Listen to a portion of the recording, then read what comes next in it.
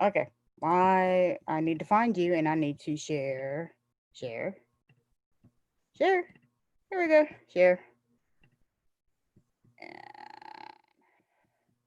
I need to kill my video. Kill your video, Pam. And here we go.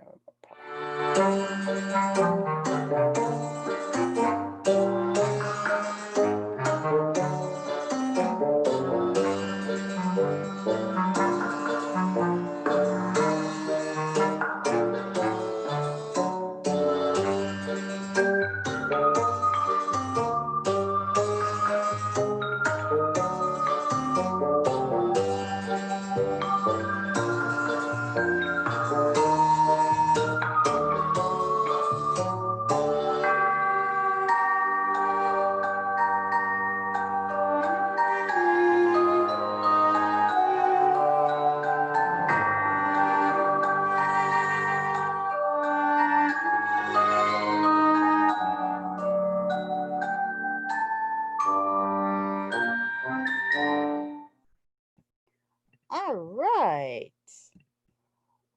Welcome to Witch Hat Chats. My name is Nikki Kirby, and I will be your host, and Miss Pamela Griffith is your co-host. We are presented by the Ever Moving We Rise Temple, the Life and Soul Holistic Center, and the Moonlight Potions and Charms. Awesome! So happy Mabon to everybody! Hey, Mabon. Yay! We made it to Mabon! Yay! But we already did our Mabon episode.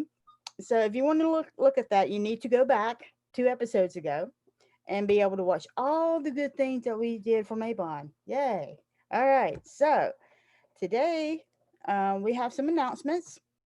Ever Moving We Rise Temple is going to have their Mabon ritual tonight at 9 p.m. Eastern Standard Time. So everybody is welcome to join. Just go to our Facebook page, Ever Moving We Rise Facebook page.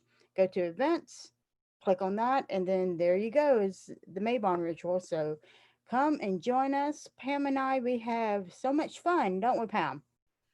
We might actually get through this one without a oopsie.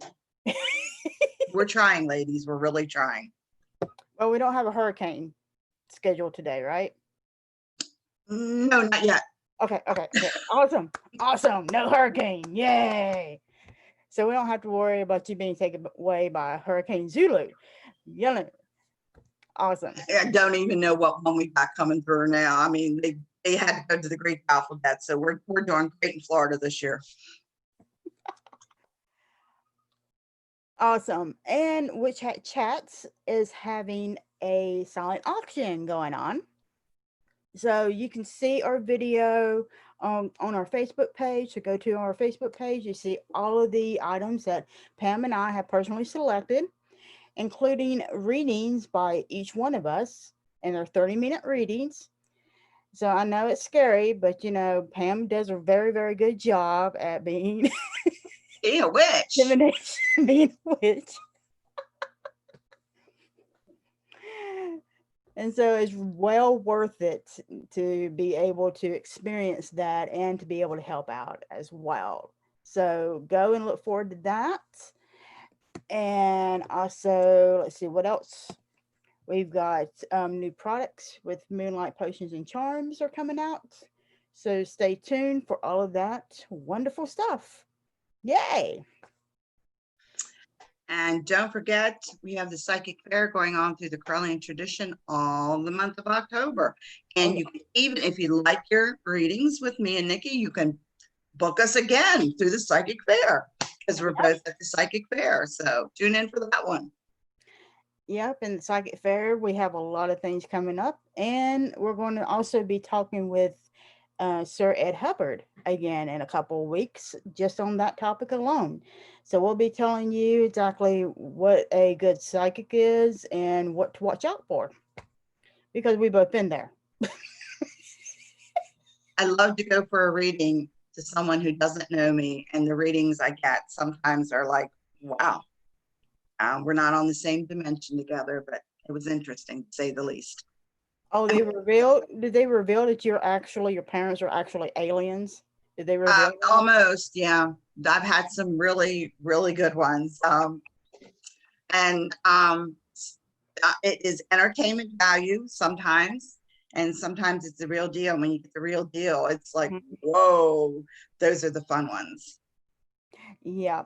And the thing about it is, when you get the real deal as well, it's kind of scary because somebody else is telling you what you know, but you don't want anybody else to know. They'll deliver a little something that only you know. Right. Nobody else in the world knows this but you. And when you see that in reality, it's like, whoa, this is good.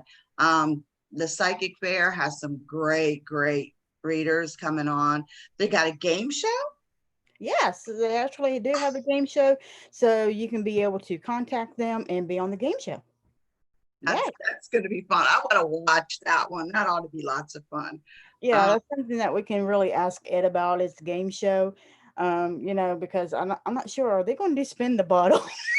I, you know, I don't know. I saw the game show and we were laughing about it because I was like, oh my gosh, what kind of game show? Because come on, I know on Hulu, there's a whole channel just devoted to game shows. So I was like, whoa, is that what it is?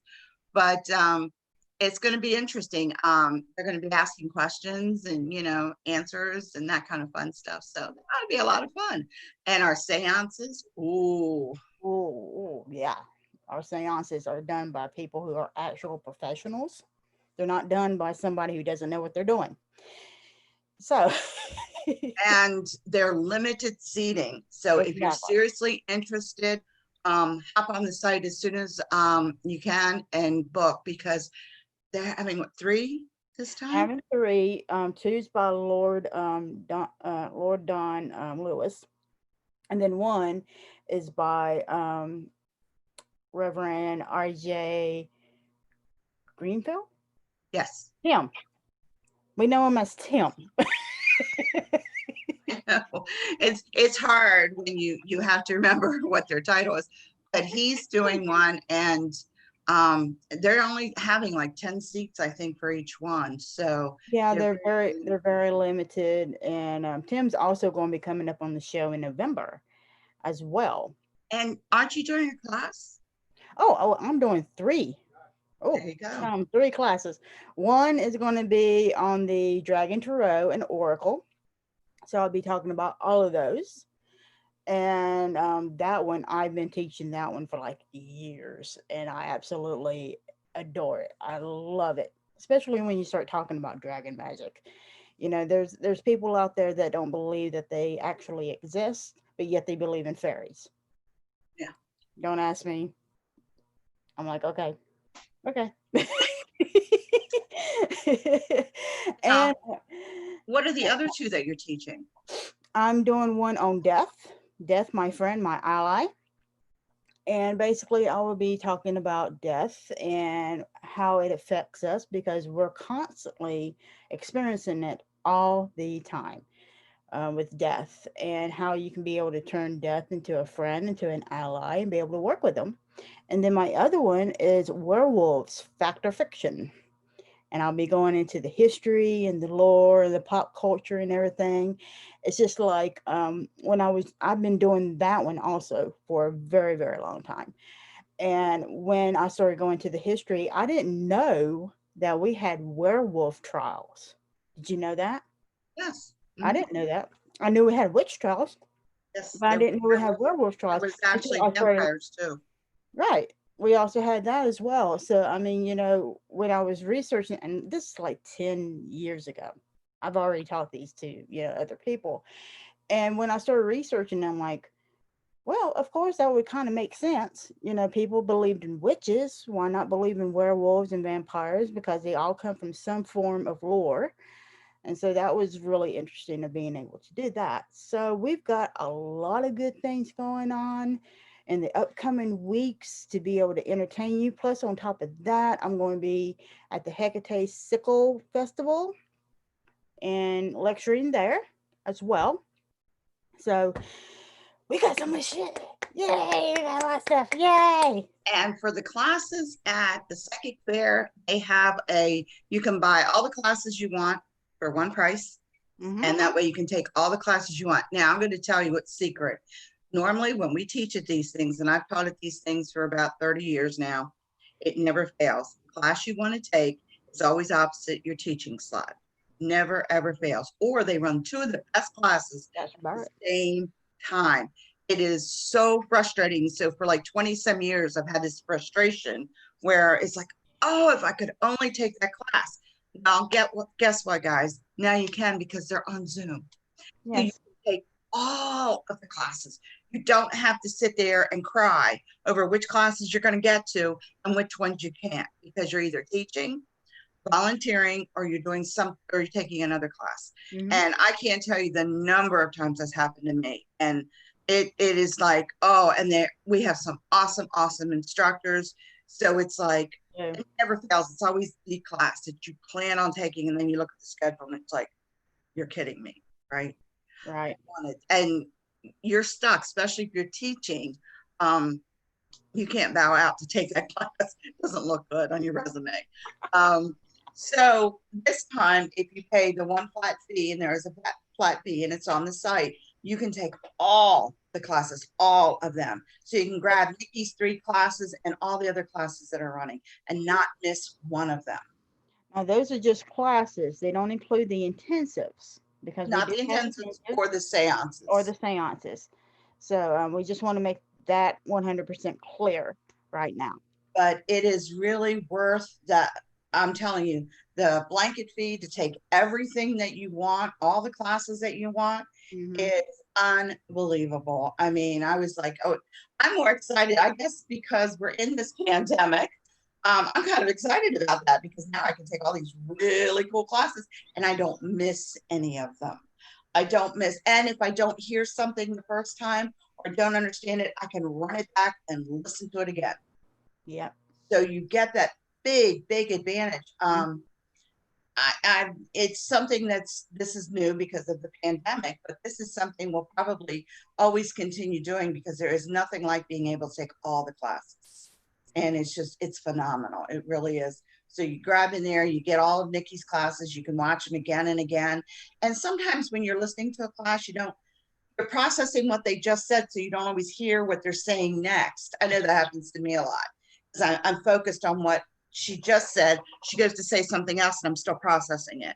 So being able to go back and listen to it again and catch what you missed, because a lot of times we miss a lot in classes, you don't realize it till you watch it again, and then it's like, oh, I didn't hear that time around, or I missed that, or I didn't see that right. So this is a really, really big advantage. So you can take the classes a couple times and listen and, catch what you missed the first go round. So it is well worth a few dollars to pay for the classes. Yes, and it's for the entire month of October.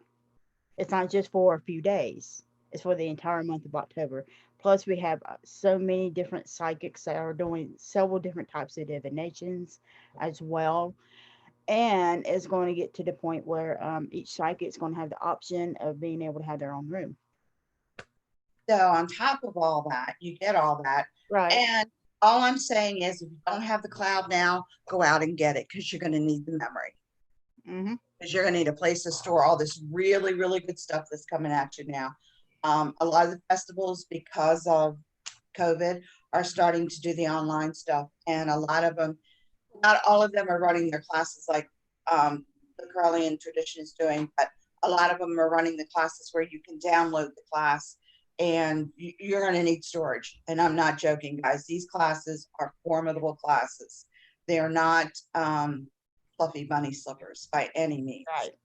Right. These are good, dig down in, hard learned lesson classes. And these are the kinds of things that you keep, to reference back when you see something come up later on in time. So I really recommend getting the cloud or whatever, Dropbox, whatever you can get. A lot of them are offering them for $1.99 a month, or, you can get them I know if you get Microsoft Office, you get the cloud.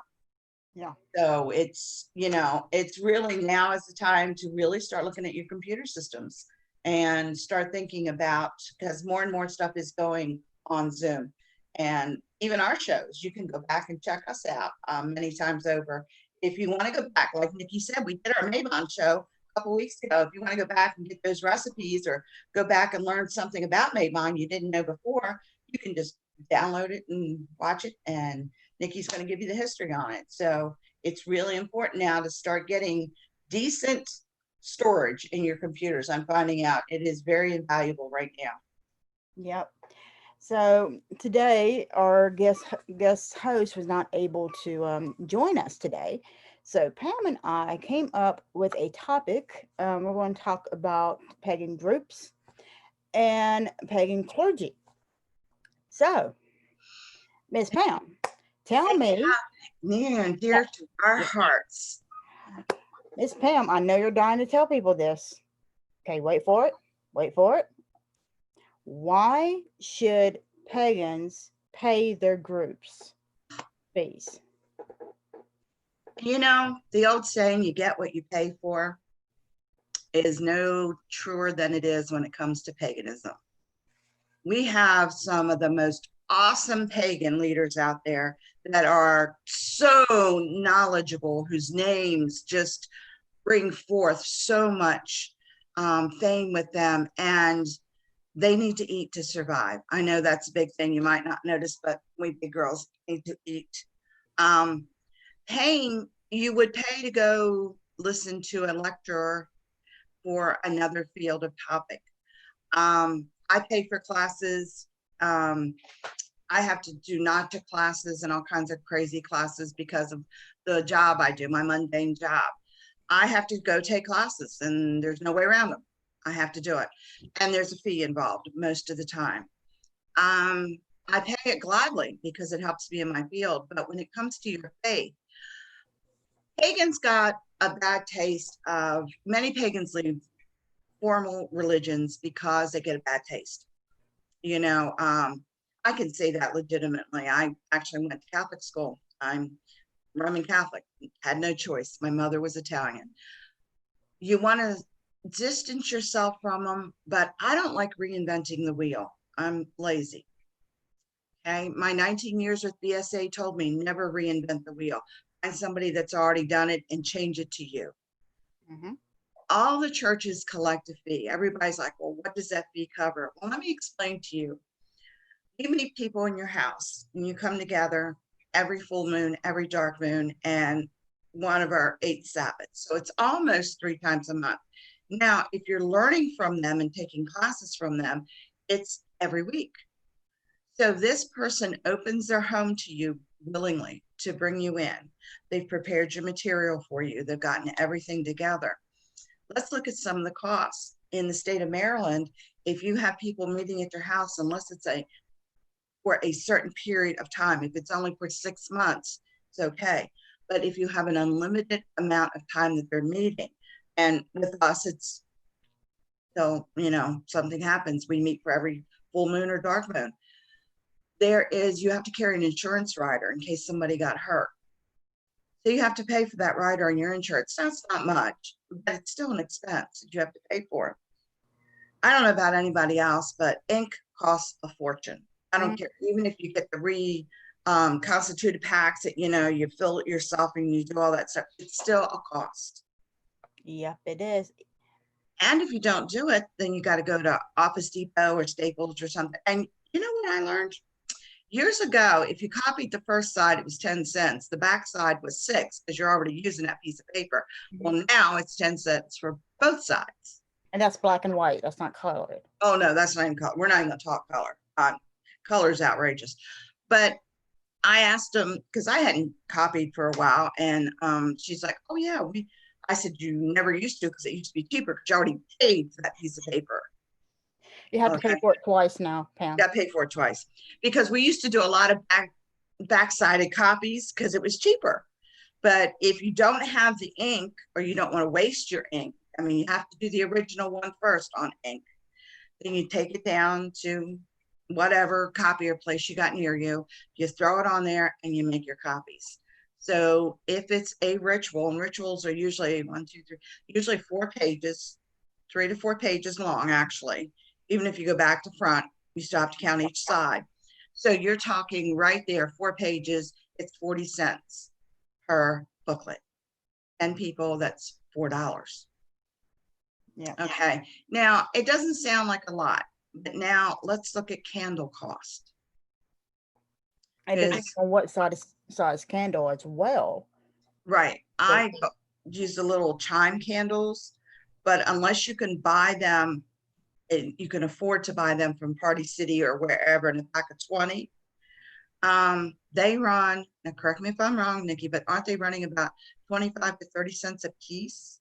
It depends. Now, when I went to California and I went to certain stores, they charged $1.10 for them each. Oh, okay then. You've got 4 quarters, and I know God and Goddess are at least triple the price because they're And cold and those, let me just say, I'm going to interrupt you for a moment. Those were $1.25 plus tax. so that's four, just those four alone, plus you have spirit Mm-hmm. and ancestors. So that's six. That's $10 right there. That doesn't include God and Goddess. So let's throw God and Goddess in. I know they run $2 Yep. because they're gold and silver. Right. So, and that doesn't include anything else. That's not including cakes and ale Oils or herbs or anything like that. or incense. Nope. If you do incense. Including the stuff you need to be able to use the incense and the oils and all that. Oh, we're not even talking about that. Okay. So, granted, a lot of us pagans have that, but not all of us do. And it can get quite pricey. Now, on top of all of this, the poor person who is hosting this, now, I live in Florida. So that means if I'm going to have a group of 5 or 6 people in my house, I got to turn my air conditioning down because it gets hot real quick.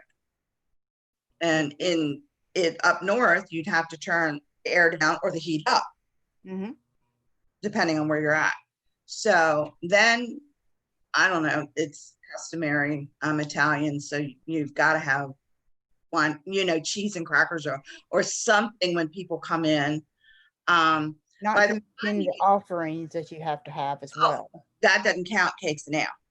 That's just because you're coming in. And you always offer something to drink, even if it's just water. I mean, here in Florida, you do not drink the water out of the faucet. Oh my God, no, you don't. I've got relatives in Florida. I visited Florida.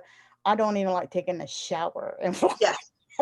Yeah. Even when we cook here, we actually, you don't add that water. You use bottled water for everything. So there's another expense. Now, look back at your churches. Now, if you're meeting in a group, I used to meet, and I had my group in Leesburg. We met at the UU Church, the Universal Unitarian Church. And they were very, very sweet to us. They only charged us $3 a head for the meeting room, which if you've gone out hunting meeting rooms, that is dirt cheap. That is very cheap. So I would charge $5 a meeting. That extra $2 per person, well, you just blew that out of the water when you handed out anything that you copied or anything that went on during the ritual. That just blew that, because you got to buy crackers, you got to buy whatever you use for the liquid, whether you use, water, soda, or wine, whatever, your group uses. So when you get down to it, I totally get where the churches come up with there is a fee, because trust me, we are not going to get rich off of doing ritual. Nope. You're not. I mean, like you were saying, you have to pay for the place. And so it's not only you have to pay for the place, but you got to pay, like, if you have your own place, if you're lucky enough to be able to have your own place, you got lights, you got power, you got water. Are you going to use the kitchen? Because are you guys going to dine before you eat? Because some groups do. We got to do that, which means we also need to be able to clean up.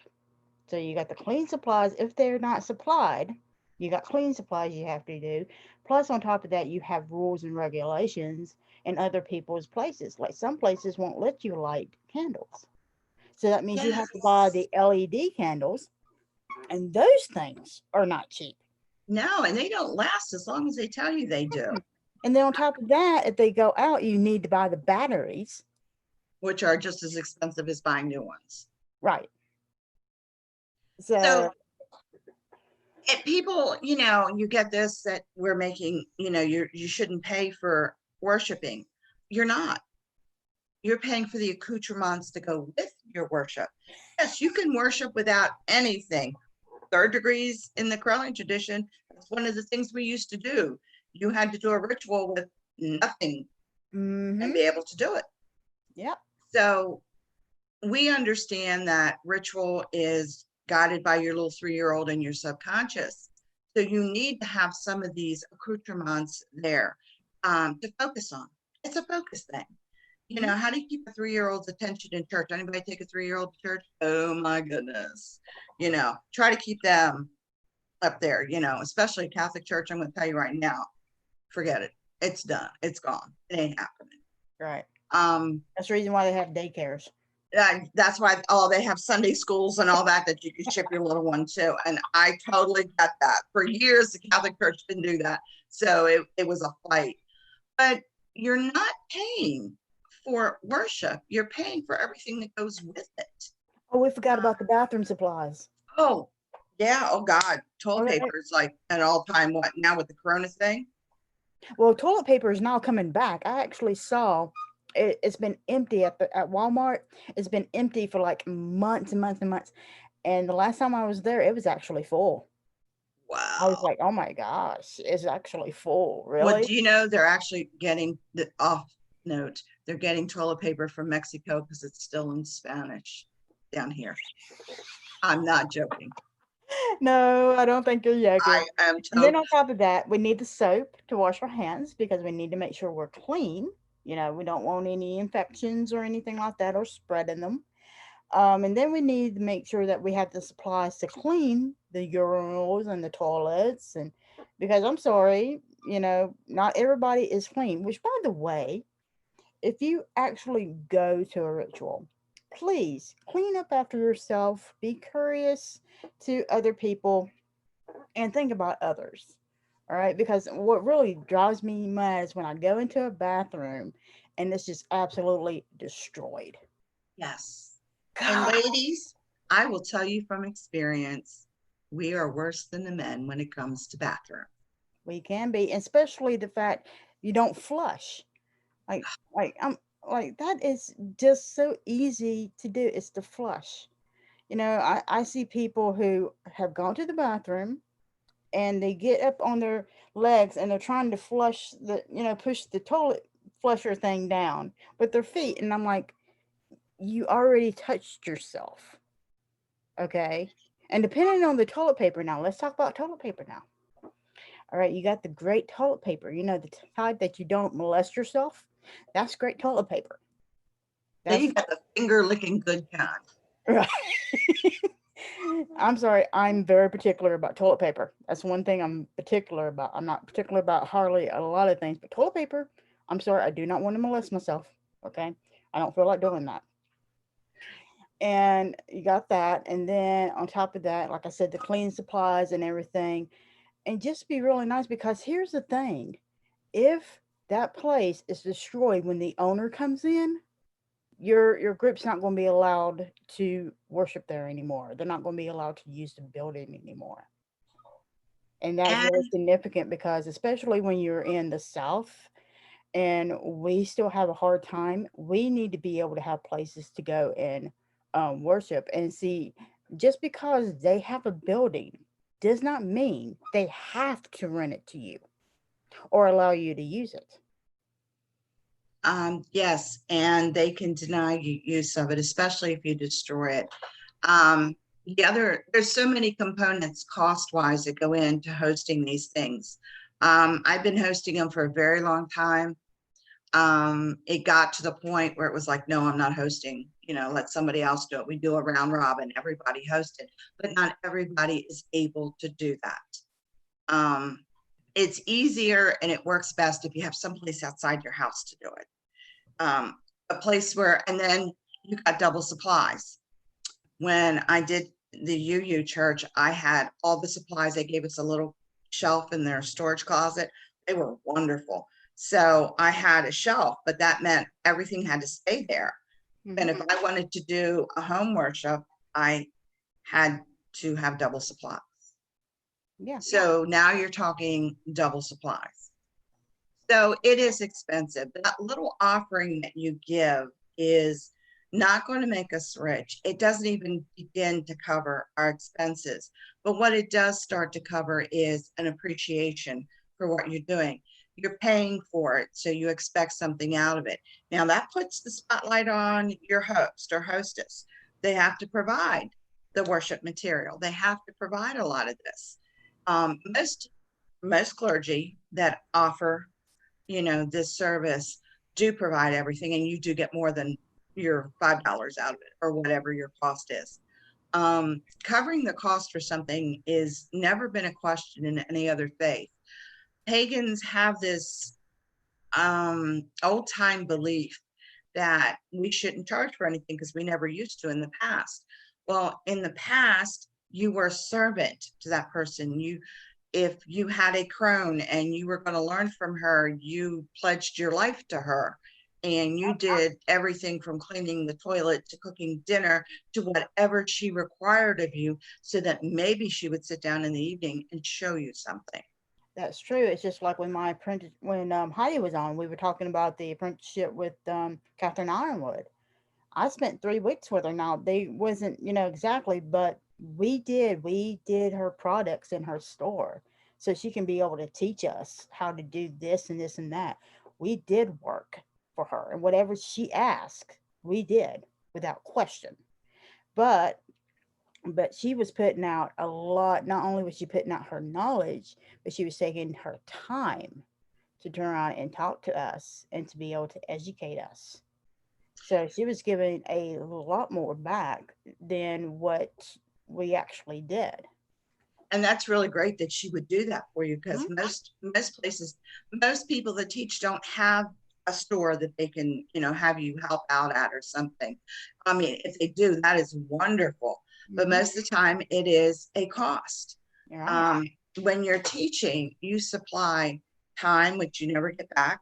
You're You right. supply your knowledge, which you've spent thousands of dollars on. I mean, hundreds of And you, thousands of dollars.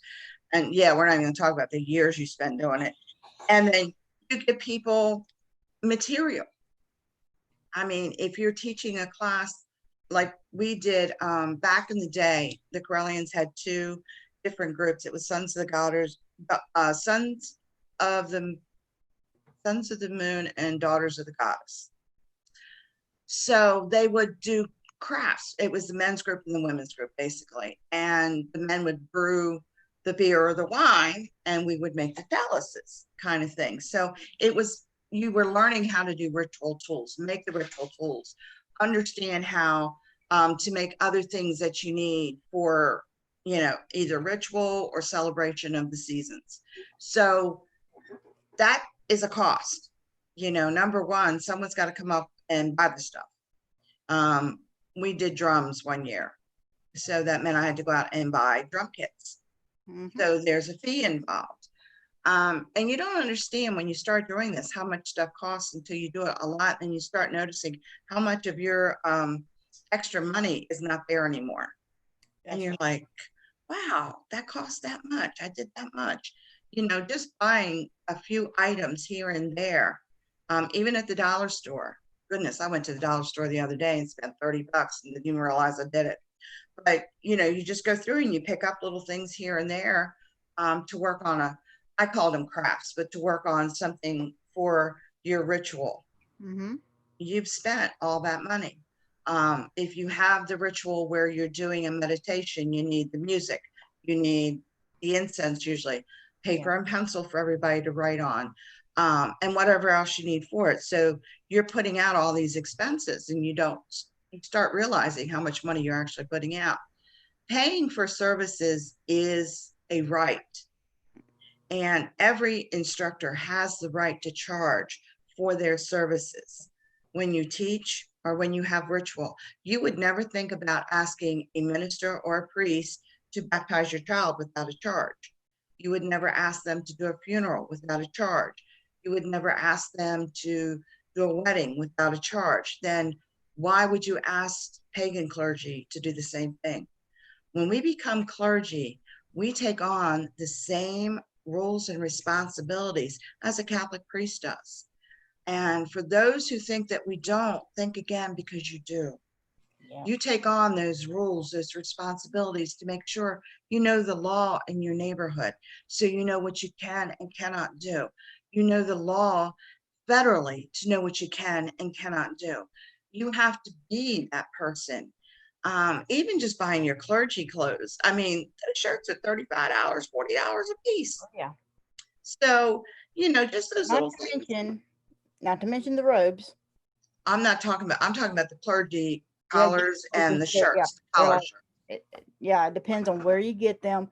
And the thing about it is they don't always fit right, especially Um, if you're a female. by the women's, there's a place that sells women's, and they sell big lady sizes. That's where I've always gotten mine, but it's still a cost. And Yeah. you're still, then you got to find the pants or the dress the skirt to go with it. I mean, there's so many costs that you don't see that is hooked onto that. When I did Boy Scouts, you buy the uniform, you do this, you do that. Every time you drive to a scout meeting, you can take that off your taxes. Every time you drive to a meeting spiritually, you can take it off your taxes if you're the instructor. Yep. Everything you copy, you can take off your taxes if you're the instructor. Now, when you become a nonprofit, if you decide to do a temple, the Corellians have steps, not everybody does. But you have to start your record keeping. So you may end up having to buy QuickBooks. You may end up having to buy ledger paper, because you got to keep that stuff straight. Yep. You got to balance the books every month, and you got to let your group, especially your 4 officers, know where you stand every month. So there's time and pulling out of hair if you're not in accounting and can't look at it really quick and figure out how it works. Yes. It's difficult, and it takes a lot of time. And then you got to plan. Oh my goodness. In the Catholic tradition, the priest gets 8 minutes on the altar to speak. That's it, 8 minutes. In most Protestant traditions, they have the whole time. I feel sorry for them guys, because most rituals are pretty planned, call quarters, you do this, you do this. So you're pretty planned on what you're speaking. I could not sit there and every week come up with a sermon that is relevant, that is thought-provoking, that is whatever. These 4 ministers must spend hours and hours anguishing over their Sunday sermons. Mm-hmm. And they're there for the whole hour practically. Yep. At Same least with 30 Baptists. minutes. Baptists do the same thing. A whole Yeah, hour. that's 90% of your Protestant churches have open, what we in the Catholic tradition will call an open mic, which means they have 30 minutes they got to fill with air.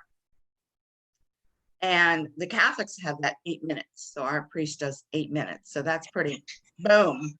And you've already got the verses picked out because you're on an ABC cycle. So you already know your verses way up, you know the verses that they did, in 1900, you're going to know the ones they do in 2021. All you got to do is count ABC.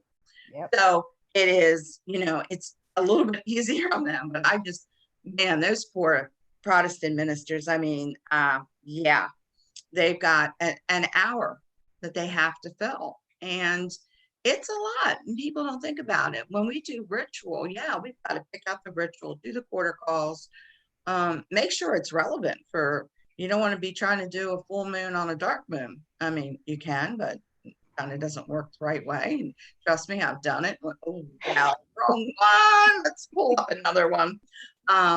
Your quarter calls, your act of power. Our act of power is that 8 minutes that the Catholic priest gets. We got to figure out what we doing and who we calling and what we ain't doing. Yep. And it's not just that, it's the fact that as you were saying, the moon rituals or the spots are different than the Sabbaths. And so, we have to figure out, are we going to be telling a story during the Sabbaths? Okay, what story? What myth do we have to pick from? Because we got like a whole bunch of them, right? Yeah, and And with that, we need to go to our music commercial. I'm looking. It's time for our song of the week. And from a pagan music band or musician. And we are really, really proud to introduce a song by musical artists that will be appearing on our show in December. So you can look for December. And it's from her CD called Breathe. And it's Everyday Goddess. And it's by Celia. So let's enjoy some music. It's really no big deal. And it's an everyday goddess. She's a mother up to work. She is driving in her car.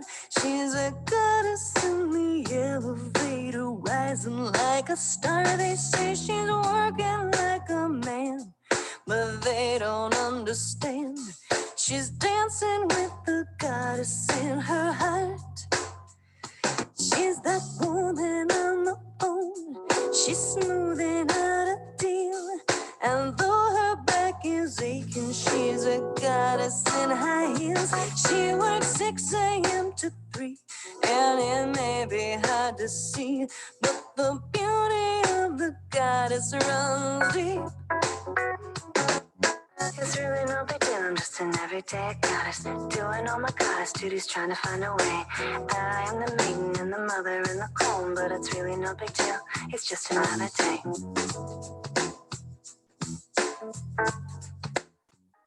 She's a goddess in a skirt, on lean legs. She can drop you to your knees and make you beg. We are obsessed with her body, but we don't see that the beauty of the goddess lies beneath. She's a goddess on the job, a goddess in your bed, a goddess for the children, and she keeps her family fed. You must never treat her mean, always elevate your queen. She's the everyday goddess of your world. It's really no big deal, I'm just an everyday goddess, doing all my goddess duties, trying to find a way. I am the maiden and the mother and the clone, but it's really no big deal, it's just another day.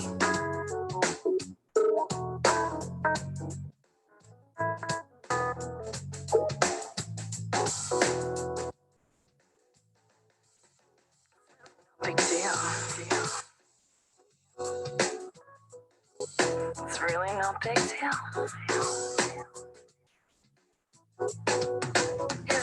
Big deal, I'm just an everyday goddess, doing all my goddess duties, trying to find a way. I am the maiden and the mother and the clone, but it's really no big deal, it's just another day. It's just another day. It's really no big deal. It's just another day.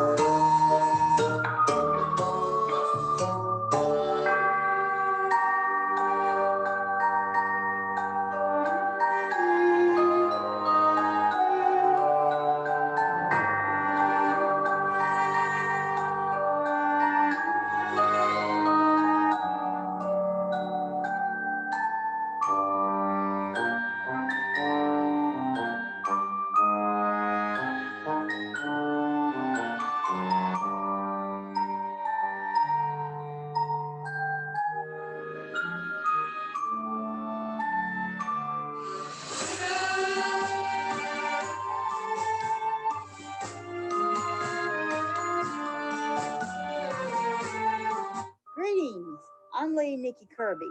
You may recognize my voice from Witch Hat Chats. It is a privilege to be participating in the Halloween Socket Fair.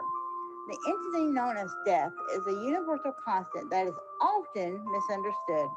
It comes in various forms, and we experience it on a daily basis. Discover how to tap into this powerful magic to transform your life in my workshop called Death, My Friend, My Ally. To register, please visit www.halloweensucketfair.com, and I look forward to meeting you. Have an amazing day.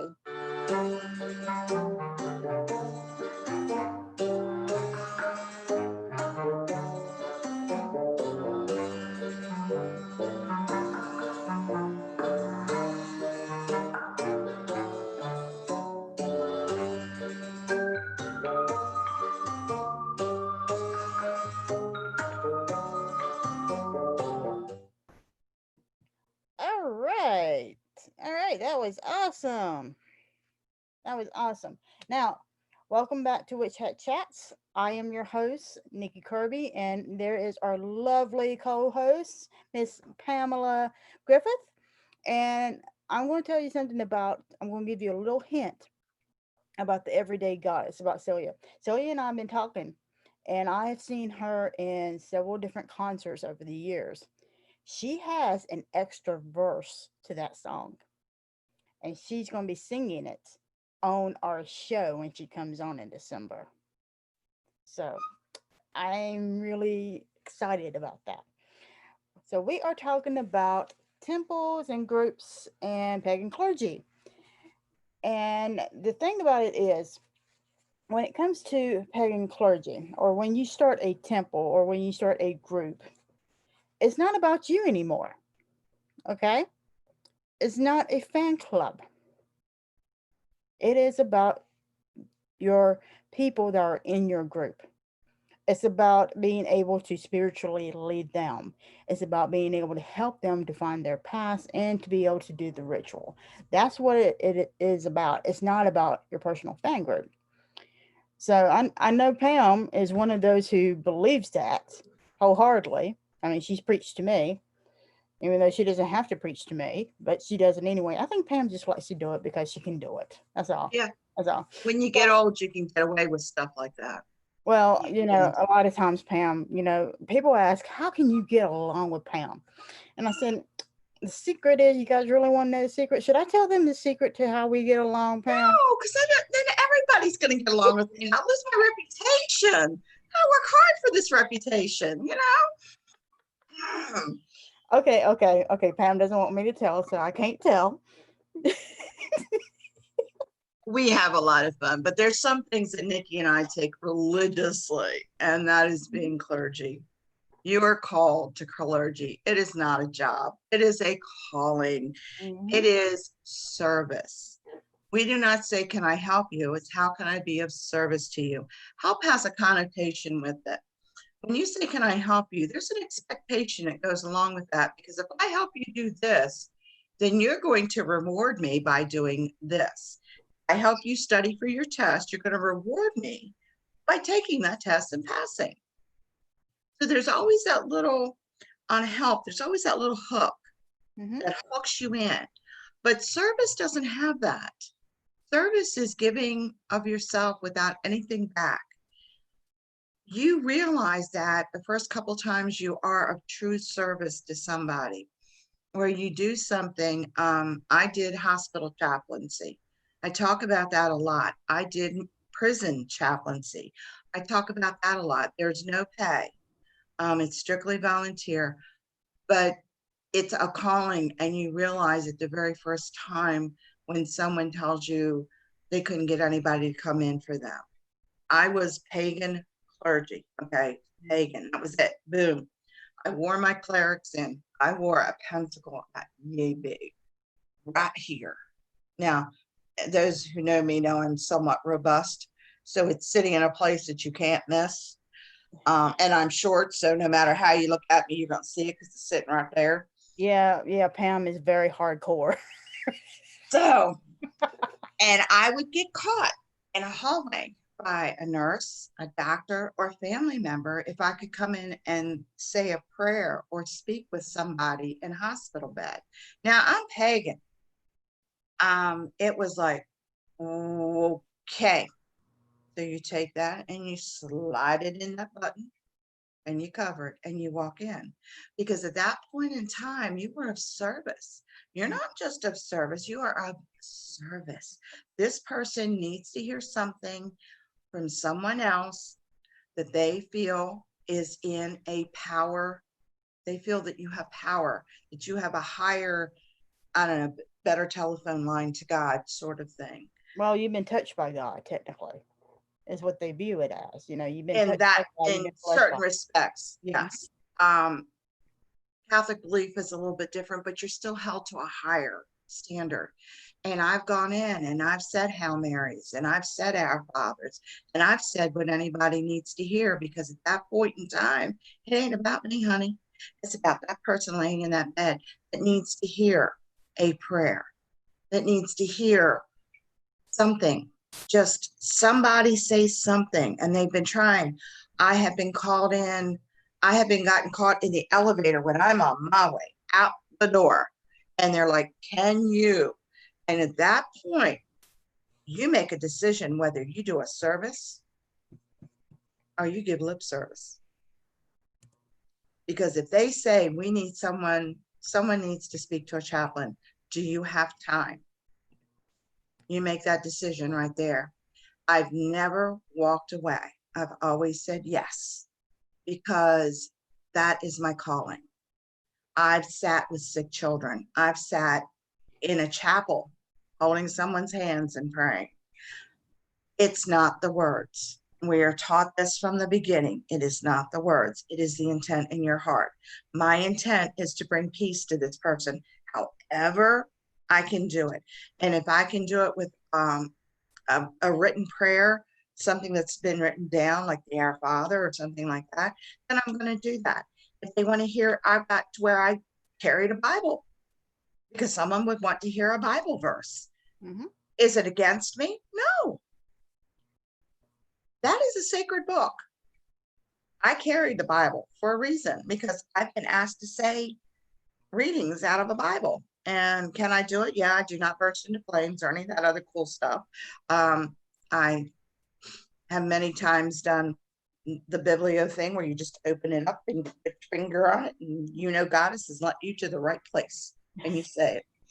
And it's all faith at that point, honey. It is all faith. But when you decide to become clergy, you decide that you're calling. You're not going to get to do the weddings all the time and the wickenings and all this fancy, cool stuff. No, you're going to be doing funerals. You're going to be hand holding at a sick bed. You're going to be doing the death watch. You're going to be sitting in a chapel with somebody.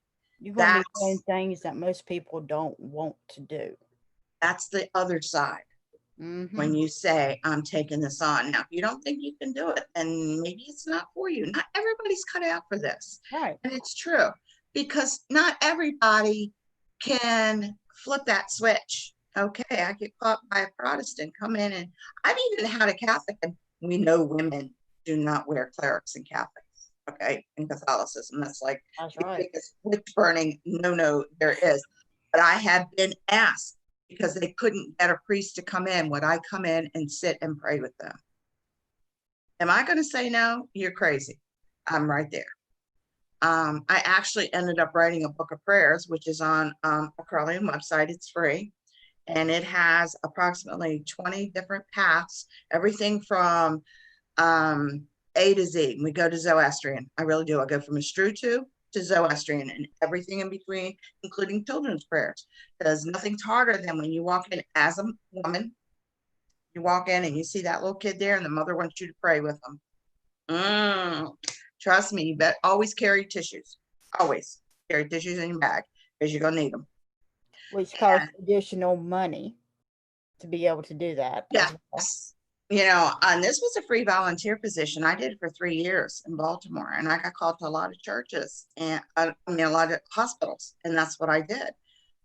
When you go into a hospital and you write on that little slip of paper what your faith is, you know, I've always put pagan.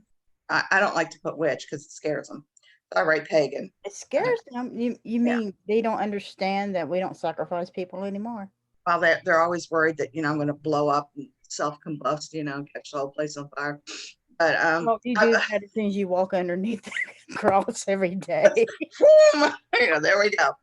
But I did it for years, and as a chaplain, that's what you do. And you would get calls if pagans are dying. You get a call at 2 o'clock in the morning. Are you willing to get out there and go to the hospital and sit?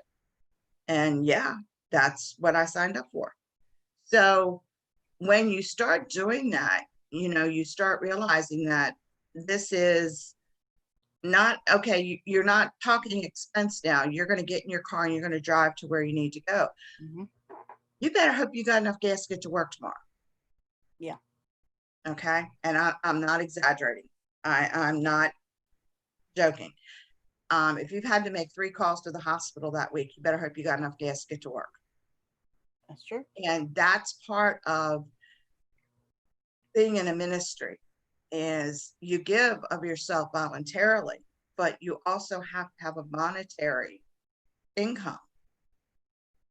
So the little bit you give, you don't realize how much time it takes to write a ritual until y'all get to do it in your classes. That's when you go, oh, she just whipped 2 of them out last week, and it took me 6 months to do one. Yeah, honey. Ritual. Mm-hmm. It is difficult. It is hard. You have to look. It's not just pulling this, pulling that. After a while, you get to know what you need. But it's just like doing any kind of preaching. You have to know your audience. You have to know what you're doing, what time of the year it is. What is this moon? Especially with us, we do the moon. So, okay, harvest moon. Harvest means what? Okay, now you're going through all of that. Ask Nikki. It's fun, isn't it? It is a lot of fun, especially with okay, let's talk about our Mabon ritual tonight. All right. I was telling you yesterday, I was designing and going through the ritual and everything like that. And the thing about it is, it wasn't just us or our temple that I was considering last night. I was also considering what's going on in our nation. Our nation right now is divided. Half of the nation's on fire. The other half is getting killed by hurricanes. Then you got this coronavirus, and then you have the economy, and one thing after another, one thing after another. You got people like, man, it's your fault, it's your fault, it's your fault. We're completely divided.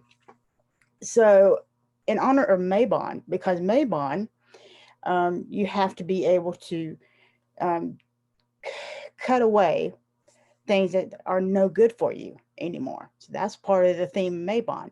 So I designed this ritual not only to cover the people that are doing the ritual, but also to cover and heal our nation. Right. So Yeah. Nikki just couldn't pull this out of her butt in 5 minutes. This is a thought process. Mm-hmm. And so it took me a good while to do that because And I how told many you rewrites? How many rewrites? it took 5, me, 6, 7.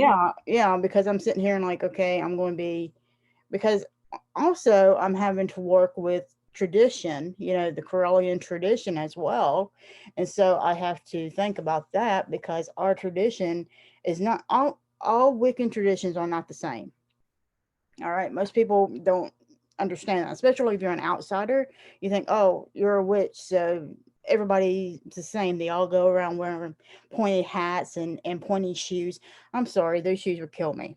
Mm-hmm. Right. So I don't even wear high heels. Okay. I cannot wear high heels. And I won't wear high heels. And Pam shouldn't wear high heels.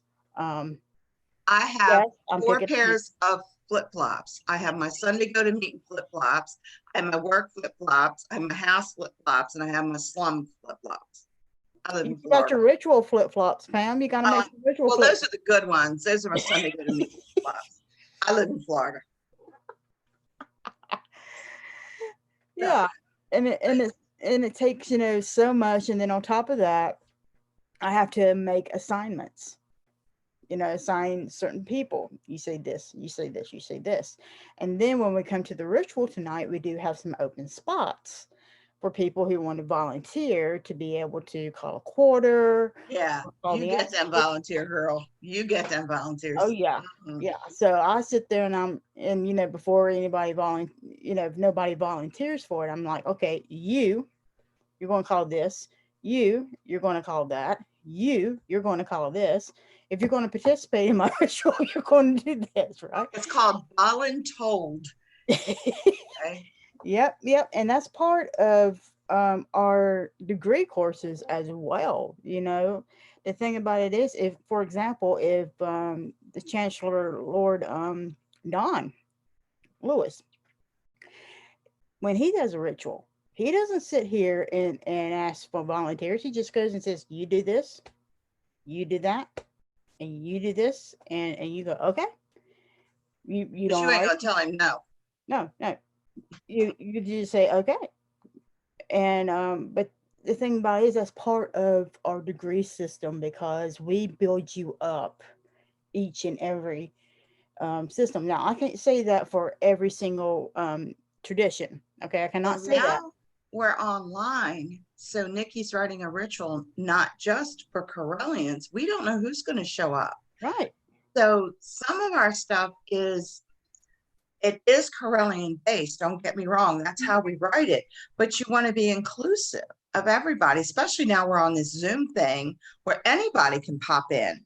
So you've got to think about that too. There's so much that goes into it. And that's one ritual, guys. One. Now, if you're teaching, and I've taught all the degrees, I am a mentor on Witch School. I have, Guess what? They made me one. They decided to make me they one. finally, I do first, second, and third degrees, and I've always done first, second, and third. And that's tough too, because now you're teaching that Mhm. stuff. And if you're teaching it in your temple, when I had my temples, I taught the degrees in my temple because that's what we do. And that's So what I do now as well. you're teaching degrees. So now you've got degree work you're working on. So when we say that clergy, you don't get rich being clergy, we're dead serious. We spend more than we take in. Yeah. It is nothing. When I had my temple in Baltimore, I had a rather large temple. It would be nothing for me to, have to hit the dollar store for 20 or 30 bucks because you got to get this, you got to get this, you got to get this, because you taught. And then you also teach how to make temple tools, how to make your ritual tools. You Right. teach crafts, and the crafts are part of a learning process. I taught theology in the Catholic school system. And one of the things we did was we made a rosary. And then we made the rosary, you say the prayers to the rosary. So that's how you learn how to say a rosary. So the fun way to get a kid to do it was to do a craft. The fun way to get an adult involved, let them make their own chalice. Let them design it. You go to the dollar store, get your chalice, and you use paint, you use etching, acid etching, all kinds of cool stuff. And you make your chalice. And again, when we make things, they're so much better because we're putting our intent into them. You make your own wand. I mean, we talk about these things, but then you're going to do it. Then on top of all of that, you have a children's program, because if we don't teach them, somebody else will. That's true. So now you're working on a children's program, and we have Crystal's Cavaliers, our young people's groups. And it's okay. Now we've got to get it down to their level. The teenage level is usually the level I got. And it was, again, ritual tool, writing a ritual, building up your energy, all of that stuff. So when you sit down and think about it, that few dollars that you pay at the door when you come into a ritual doesn't cover much at all. Unless you got a congregation of 100 people, that money is not going to multiply to make much. That's true. And I fully believe, I always said, if I did this again, if I started my own temple again, and I've told hundreds of people this, so I'm not letting the cat out of the bag, I would do what the Catholic Church does, and you'd all get envelopes for every holiday, every Sabbath, every aspect. And then for the ones you miss, you fill in and you bring when you come back, just like Catholic Church does. Why? You are dependent as a minister on money coming in for you to pay those bills, especially if you're renting someplace. One week you have 10 people show up.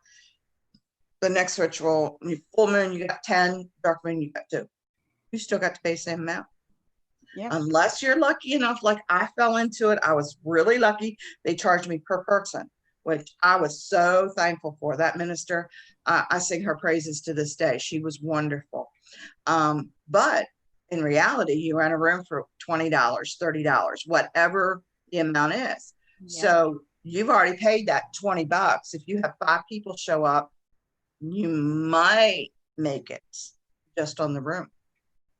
Mm-hmm. Now, if you only have 2 show up, somebody's got to pay that difference. Yep. And it's got to come from somewhere, because whoever rented this room is expecting that money for their finances. Mm-hmm. So when you look at it in a reality, if you have a physical place, you've actually got to start doing some bookkeeping for it. I teach temple development, and one of the things I teach is you need 4 people to run a temple. You need a person who does money, a bookkeeper, or someone who's good with money. You need a contracts person. That person is good at reading leasing and understanding the laws and the rules so they can keep everybody compliant. You need a planner, someone who can plan the organization's doings and outings and psychic fairs and all that cool stuff. And then you need a people person. That's a person that's going to go out there and drum up the people to come to your temple. Those 4 people are almost necessary. Now, sometimes one person can fill 2 roles, but those are the 4 major roles in any temple. And if you look at it, they make really good sense. You need somebody to handle the money. Now, when it comes down to it, as clergy and as the head, usually that temple head, I don't want anything to do with those 4 roles at all, because I need to focus on what I'm doing for you. Mm-hmm. So that comes from the congregants, from the people that come in. You find somebody, a bookkeeper. You find somebody that knows a little bit about contracts and can understand how to get leases and can understand what do you need to do for the state in order for you to practice, in order for you to be recognized as a nonprofit. Then you've got to have somebody who can organize. I mean, if you have a planner, they are wonderful because they can plan. Okay, we're going to do the ritual here. We're going to do that there. They're the ones that do the calendar for you. They're the ones who set up the psychic fairs or the Zoom classes or whatever you do. Then you have that people person, and that's the person that gets out. She's your cheerleader, usually a girl. She goes out there and she just gets everybody to sign up. She runs her pom poms. And I'm going to tell the audience, and you would never, ever, ever know this. I'm going to tell you a secret about Pam. You ready? Here's a secret. She was a cheerleader. Varsity squad. Isn't that shocking? Isn't that shocking? Oh my God, what happened to you? That was a cheerleader. But those are the things that you've got to look out for. And people look at me crazy when I give them the 4 roles. But when you think about it, every organization needs those 4 people or those 4 roles. Now, if you have someone who does contracts and money at the same time, that's great, you know, but you need those 4 roles. So you're walking into this and you have to focus on what you're doing. If you start trying to do all of those, you know what's going to happen? It's called burnout, and it happens quick. And see, I think you need to add somebody to that. I think you need to add a person for website and social media. Well, that's your people person. Your people person. No, that's what nowadays. Yeah, you might need a 5th person, but those were your basic 4 roles. If you have any kind of gathering of any kind of alumni association, any type of group, those are the basic 4 roles that you need. And those 4 roles will complement each other and they will help with each other. I always do it as the 4 godparents. And you birth a temple. Because let me tell you, there's lots of labor pains in birthing a temple. Lots. Oh, yeah. And, you know, so when you start thinking about it and you start looking at the finances of a temple, there are reports that if you're part of a 501c3 like we are, there are reports too that have to be done every quarter. Back in the day, they were done monthly. Oh my God, you should see me then. But they're done quarterly. And they were financial reports. They were reports of how many people come. They were reports of how many students the temple had. And those numbers, although you might not think it, actually play in to the main 501c3 head, because that shows them whether we're growing or we're not growing, problem areas that maybe we need to work on in classes or intensives, or, you know, to help somebody along. It a difficult project to take on. Clergy is a calling. Running a temple is one hell of a calling. Yeah, and the thing about it is, not only is it that, but you have to do your continual education as well. So even though that you've hit the third degree, you don't know everything. Okay, you know enough, but you don't know everything. Third degree is literally a start of your journey. Is Yes. what it is. And so that's the reason why third degree still go to these classes, like the classes of intensive that I'm offering, that Pam offers. That's the reason why we still read books. That's the reason why we still talk to people. And all of us pagans, we have probably a list that's 500 pages long on books that we have read or going to read, or hope that we live long enough to To read. So, And that doesn't even count the books that you have to buy. Mhm. There are basic books you have. Mhm. There's like the basic book, Scott Cunningham. I'm gonna throw him out there. Everybody's gonna have magical herbs. They're gonna have oils, incense, and brews. And there's a couple other out there that are Scott Cunningham. Those are your two basic book. The Big Blue Book, Ray Buckland's book. Okay, everybody knows the Big Blue Book. Okay, that's a basic book. There are books that you need to have. That's outside of your traditions books. That's true. And also, and then if you go into a specialization like tarot, we were talking Oh, about tarot. All right, you got your books on tarot, you got your classes on tarot, you got your tarot decks. Dex with an S. Dex. Decks, not one deck, decks. And then from your tarot, you have oracle, and you also have what's called cardmancy, which is playing cards. And then you've got all kinds of other divinations. Oh, And then on top of that, you have to, if you're going back, let's go back to tarot. You've got to learn your different spreads, and then you and got to be that's able to make up your own spread. Because I have people that turn around and tell me like, "Oh, we have to do the Celtic cross." I don't do the Celtic cross anymore. Okay, I let that a long time ago. It's great to start to learn, that and the three cards. But see, even when you're taking, like, let's take the three cards for example, you can do them in different ways. It doesn't have to be past, present, and future. Okay. One spread that was taught to me is called the Veil, and it's a three card reading, and basically the first one is what you think, the second one is what other people think, and then the last one is the truth. So, like I said, it just depends on what you want to make it up or whatever. And, that takes time now. and money and energy. And see, people don't believe that when you take the time to do something, that's actually costing you. Yeah, it is. It's just like if you sit down and you watch a movie, that's your 2 hours or 3 hours, depending on how long the movie is. It's just like the movie Superman versus Batman. I'm sorry, that's 3 hours I'm never going to get back.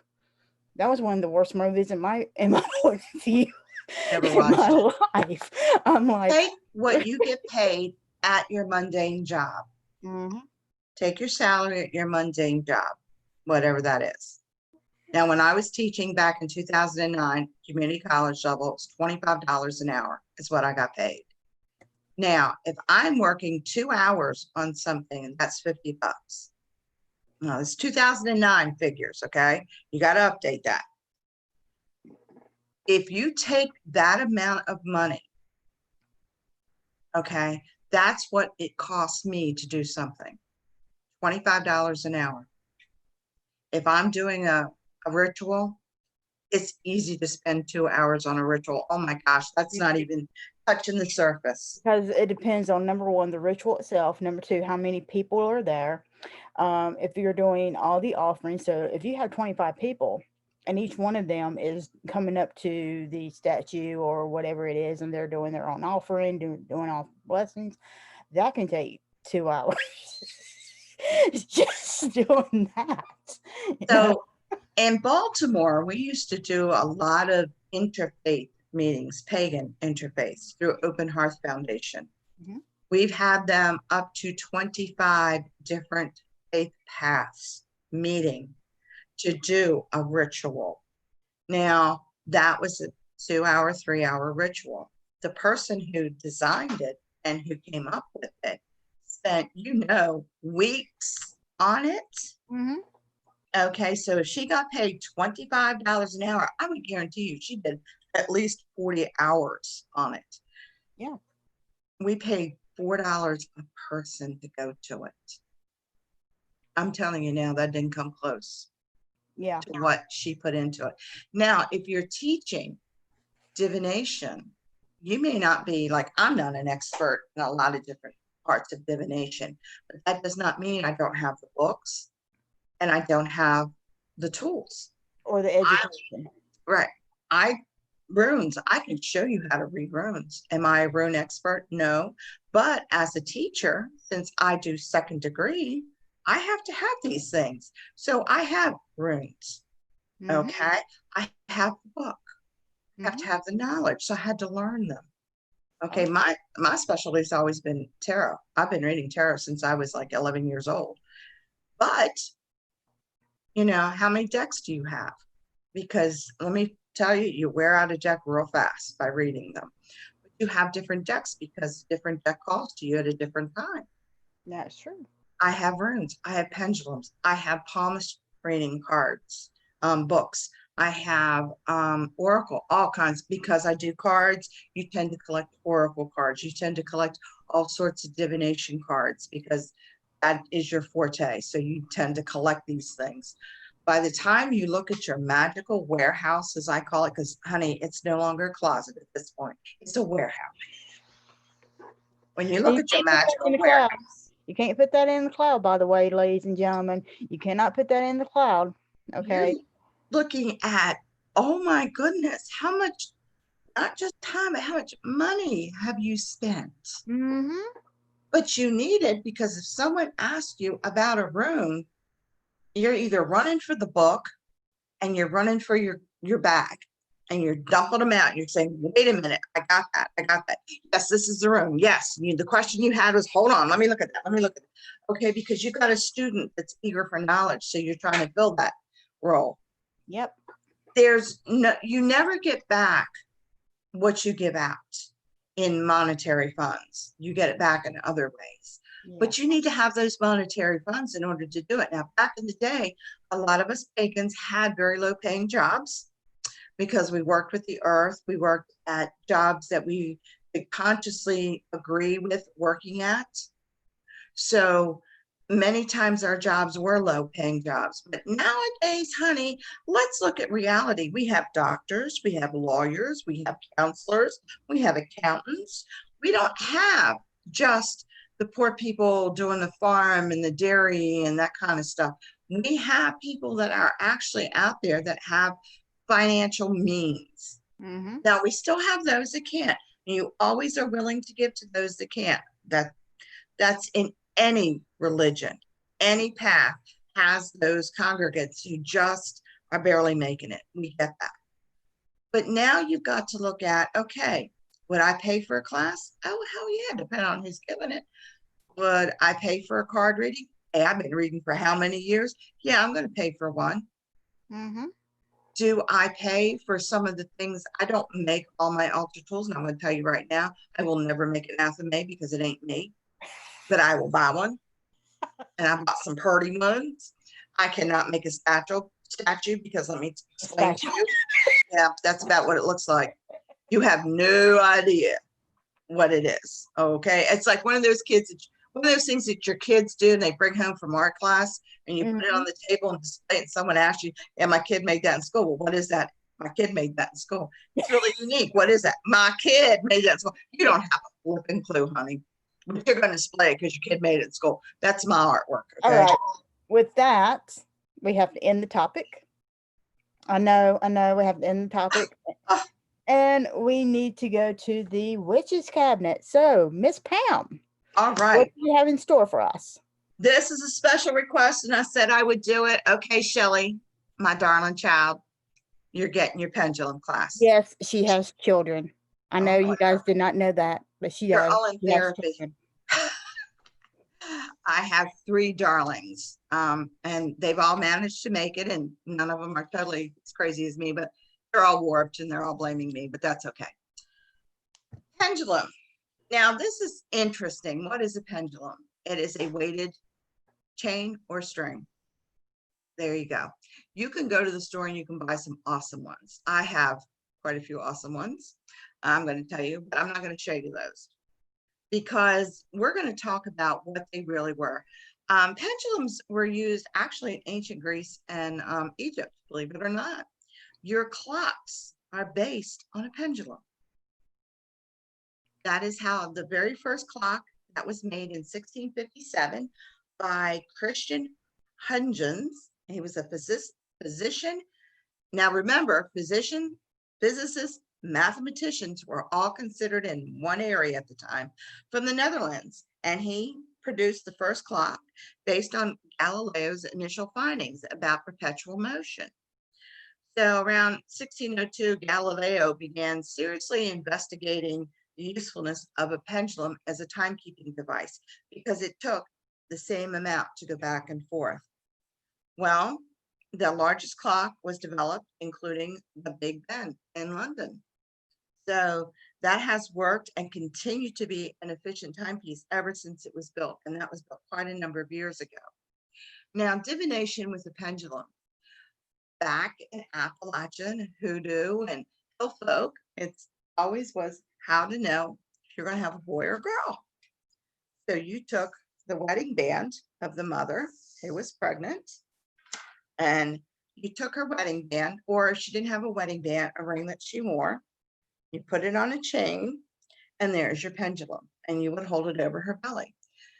Clockwise was a boy, counterclockwise was a girl, and it will move. We've been using pendulums since ancient times. Some of them were used for divination. Some of them were actually used, believe it or not, in healthcare. Back in the day, you would use a pendulum to actually see where a person was injured. And it was called dowsing. And the diagnosis was determined on how the pendulum would swing in different parts of the body, depending on whether it swing back and forth, front to back, side to side, or in a circle, would let the physician know where there was a blockage or an injury done to the person. Now, like I said, we used to do the one for the boy or the girl, and I have found this to be pretty good an indicator. It used to be if they carried as a baseball, it was a basketball, it was a boy, more like a football, it was a girl, but that's not true. I carried a football and it ended up being a little boy. But dowsing is actually a use of a pendulum. You can use a pendulum to douse, or you can use the dowser's V-rod or the dowsing rods that cross as you walk, but it's all a form of pendulum because it's a form of movement. It's holding a still object and making it move. Now, when you are divining pendulum-wise, you can use anything that's on a string that will move, including your Chinese letters. So you can use anything. It's the movement of the object. Now, I know everybody's watched Charmed and everybody has seen that pendulum just do that little thing and go right to the map. That's pretty cool. That's called Hollywood. But a pendulum will move. Now, there's always a question, just like in a Ouija board, of what causes the movement. The movement can be caused by the person because you cannot hold yourself perfectly still. But you can always tell when the movement is not coming from the person because the person is not moving the object. Necklaces and rings, especially if it's imbued with the power or the energy of the person who has worn it. That's why you used a wedding band to always divine whether the child was a boy or a girl. When you're divining on someone who is your healing, you would use an object that they've worn, necklace or rings, because especially a ring that you've worn all the time or a necklace. I'm always wearing a necklace. So for me, this would be good. Earrings are another good one to use if a woman wears them or a man wears them all the time. You use that. It is imbued with their energy, and you can actually tell what it is. So it's no more than a string and a button, if that's all you have. This is kind of an instant type of divination. You don't really need anything but what you have on you. You can just take your necklace off and hold it over and do divination. It's been used for many, many, like I said, ancient Greece and ancient Egypt used it. The one thing you do want to do, these were the dowsing rods and the divining rods that are used, can actually be used to find gold, oil, and minerals for mining, as well as to locate water underground. The willow branch for the divining rod, it said that a willow will peak at water, which means it will go down and point where the water is, and that's where you would dig the well.